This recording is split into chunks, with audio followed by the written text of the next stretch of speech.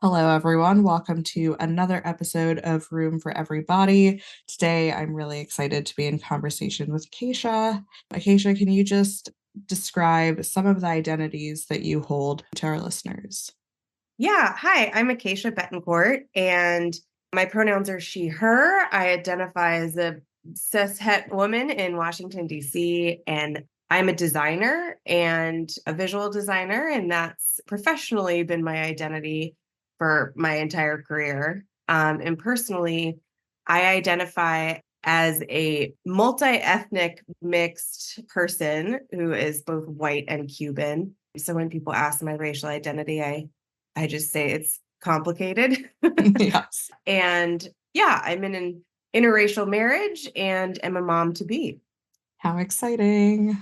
Thanks. Thank you for sharing all of that. I think it's fun that we're both in the design space, but approaching different avenues and areas of influence.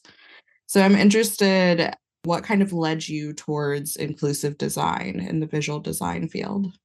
Yeah, I think that my, especially, racial ethnic background is something I've really, especially in the last decade or so, have really thought a lot about and wanted to talk more about with people, and has informed my lens of how I see the world. And also, I've worked in a lot of different scenarios as a designer, particularly, I've worked at small design studios and agencies and things, and also in house at a nonprofit, particularly a global nonprofit that was sort of dealing with communities all around the world and a lot of different cultural identities. So at that point, I really realized there's a lot of room for improvement in the design world and the things that we make and how we make them in terms of being more equitable and inclusive and respectful of people's different identities. And so I would say since maybe 2014, the focus of my career has really been the intersection of DEI and design. How do we sort of weave our personal identities into the work that we do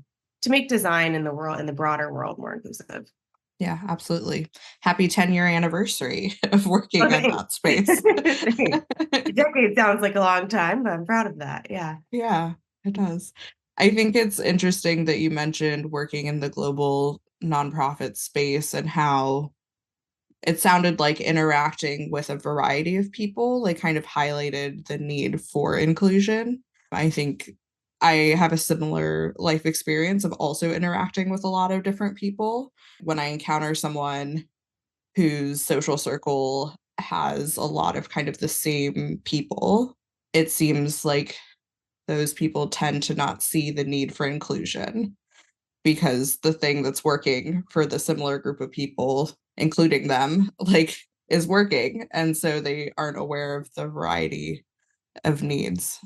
Yeah, it's funny that you mentioned that because I actually just taught a sort of training and workshop about accessibility on Friday to a group that does a lot of facilitating sessions for groups of the public, members of the public, who obviously have all different identities of different kinds, different types of disability and language status and, physical needs and neurodiversity. And a lot of that group is, largely white millennials. And I tell them, like, it's not everybody only has their identity and the lens through which they see the world. Everyone is only one Mm-hmm. person. So it's not your fault if you're non disabled or you are neurotypical or whatever the case is. But there are ways to perspective and to have conversations that make you think in a different way and have a different mindset to be more inclusive. Absolutely. So if you had a top three of things that you could recommend to people to implement in inclusive visual design, what would those be? Yeah, I think the top one that comes to mind that is almost the easiest, but most important is text legibility and contrast. So Mm, making sure that literally any text that is being used in your design and read by anyone in your audience has enough color contrast between the color of the text and its background. This is basic accessibility, not only for people who have color blindness or low vision or any kind of vision issues, but also this is easier on everyone's eyes. Anyone who is older or is far away from whatever your design is, it's really important to make sure all of your text is legible, is big enough, is dark enough to read, or light enough, depending on the background. So Mhm. that's the first thing. The second thing, which is a huge passion and focus of mine, is the photos that you use.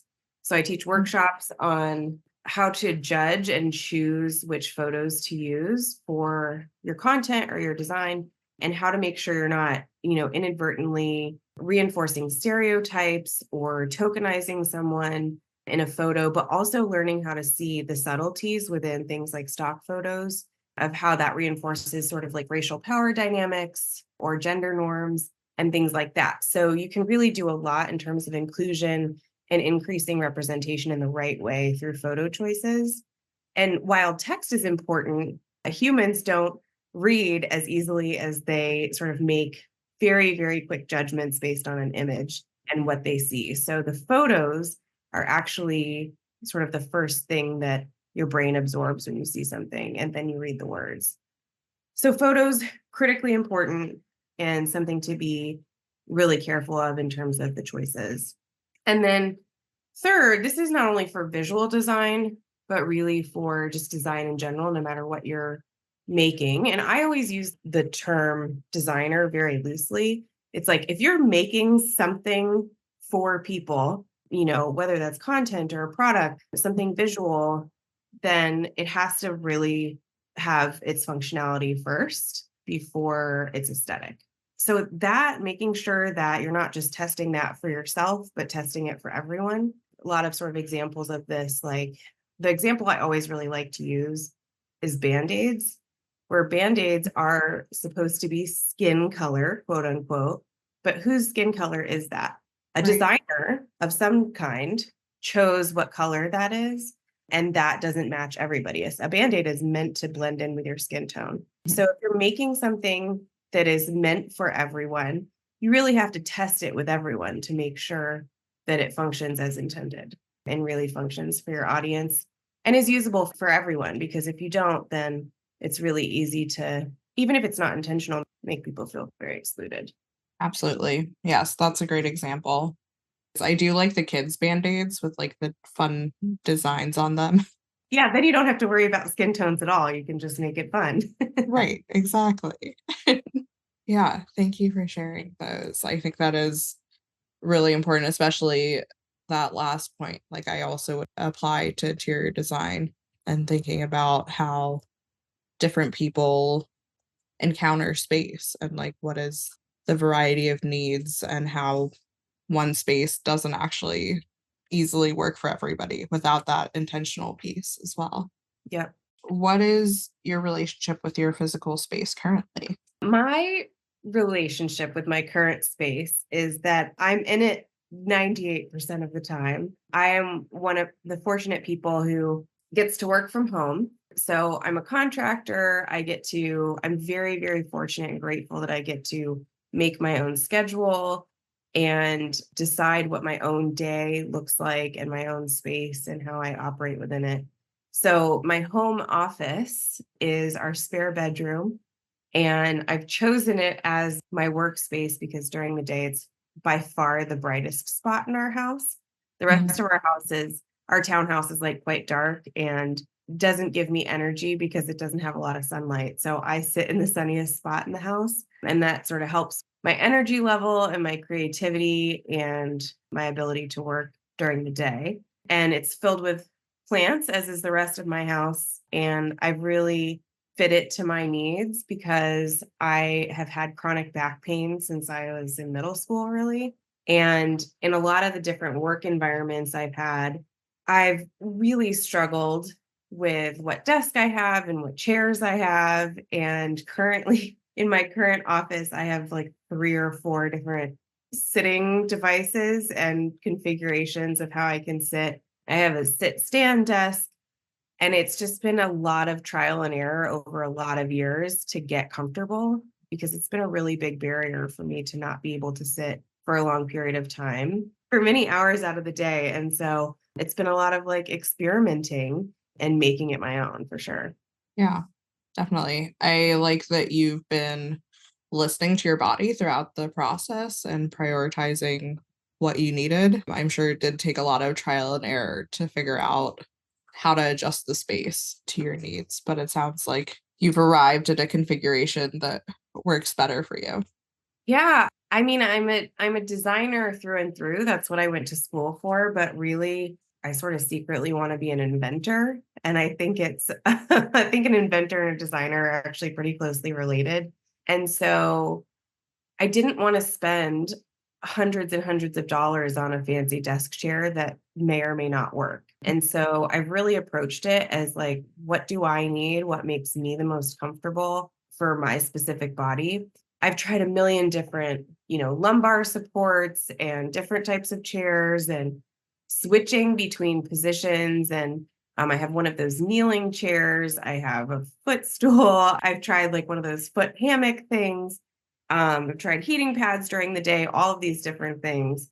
And I do think I've hit a sort of gold mine because a friend of mine told me that she sits on a tractor stool, which is like a, if you imagine a tractor, they have these metal seats that are like butt shaped and they have holes in them. And they were invented because tractor users or farmers have to sit in them all day, every day. And it's really kind of grueling. And the hard surface is actually really good for your posture and your back. So I got one of those stools off Craigslist, but it didn't have back support. And I really needed that. I felt like I was slouching on this stool. And I have a chair that I like the back support and I like the lumbar support. And one day the idea kind of occurred to me, why don't I just unscrew the top of the stool, the hard part, and put it on top of my very soft desk chair? So now I've sort of retrofitted this Frankenstein chair to be exactly what I need. And I don't want to brag about the miracle it's done for my back pain, but in almost 2 decades of like working at a desk, this is the most comfortable I've been. So, and I Oh, really didn't spend very much on it. I think it was $25 to get the stool, and I only needed the top part. So it's kind of fun to do the experimenting, even with like limited resources, to make yourself more comfortable. for sure. Yeah, that's a very creative solution. I like that a lot. Right. Yeah. I also like you mentioning being close to light and the plants in your space because I do feel like that makes a big difference. Like when you're inside a space that has no windows, nothing else that's alive, when you emerge from that, you're like, wow, there's a whole world out here. So remaining connected to that, I think is really important.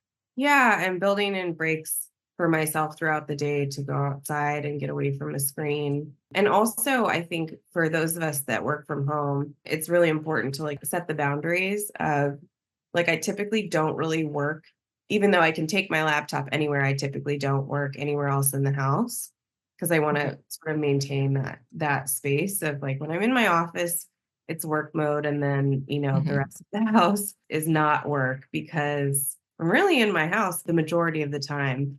So it's nice to have that separation. Yes, absolutely. Is there anything else that you want to share with people about inclusive design or about yourself?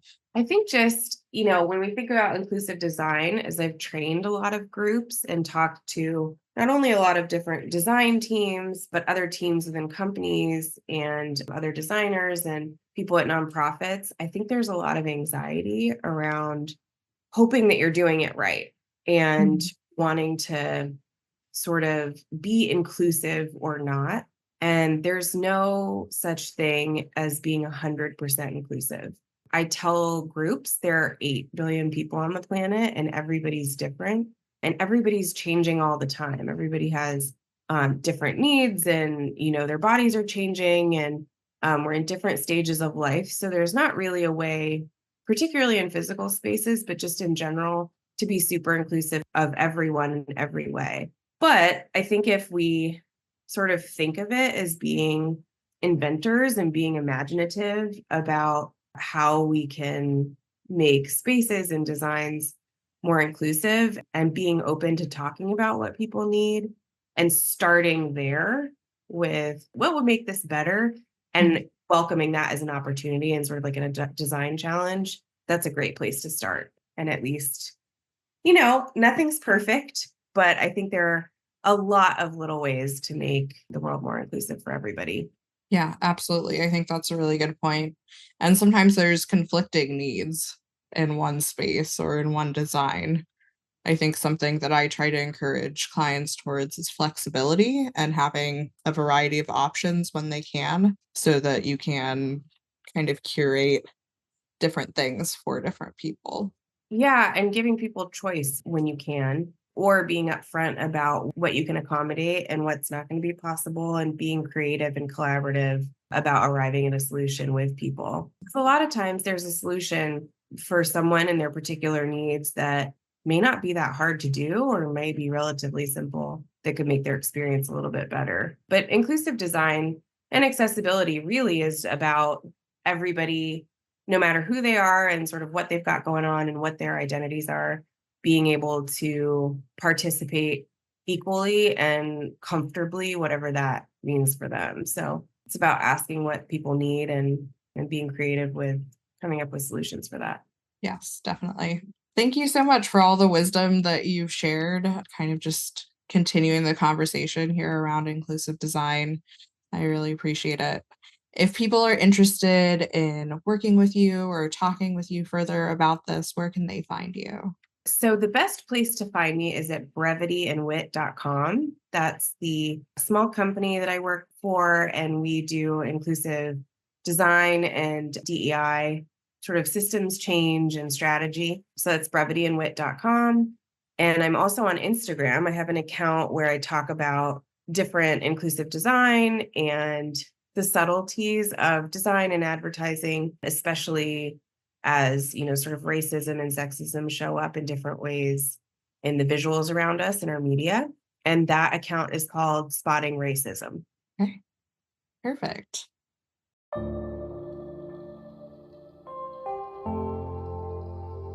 Hello, dear listener. Thank you for tuning in for another episode. This podcast is produced by Eden Environments, an inclusive and sustainable interior design firm. Our human-centric design strategy creates spaces that are fat and neurodivergent friendly, trauma-informed, and sustainable. If that sounds like what you need, contact me through Eden's website to get started. For the latest updates, sign up for emails and follow along on your favorite social media platform. Until we meet again, I wish you gentle days.